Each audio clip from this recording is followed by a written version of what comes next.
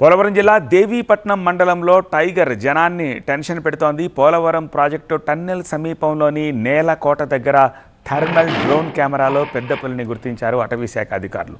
పెద్ద పులితో సమీపంలోని గిరిజన గ్రామాల ప్రజలు అప్రమత్తంగా ఉండాలని సూచించారు.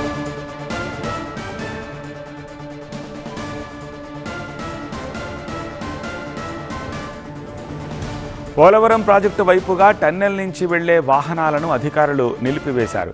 డిప్యూటీ సీఎం పవన్ కళ్యాణ్ ఆదేశాలతోటి పెద్ద పులిని బంధించేందుకు నేలకోట దగ్గర రెస్క్యూ ఆపరేషన్ కొనసాగుతోంది.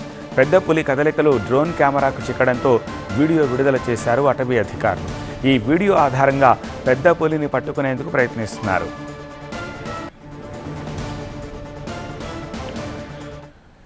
గత వారం రోజులుగా దేవీపట్నం మండలంలోని అటవీ అధికారులకు కంటి మీద కొనుక్కు లేకుండా చేస్తోంది పెద్ద పులి. దీంతో ఇప్పటికే గండిపోచమ్మ దేవస్థానం వైపుగా భక్తుల వాహనాలను మళ్లించడంతో మరోవైపు పాపికొండల విహారయాత్రకు వెళ్లే పర్యాటకులు ఇబ్బందులు పడుతున్నారు.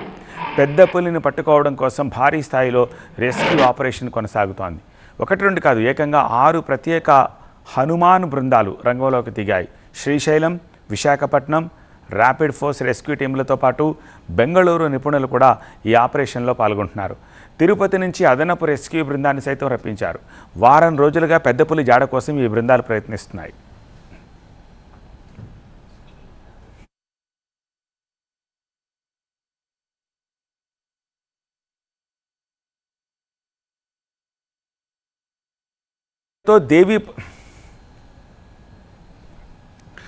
పెద్ద పులి కదలికలతో దేవీపట్నం పరిసర గ్రామాల్లో ఆందోళన వాతావరణం నెలకొంది.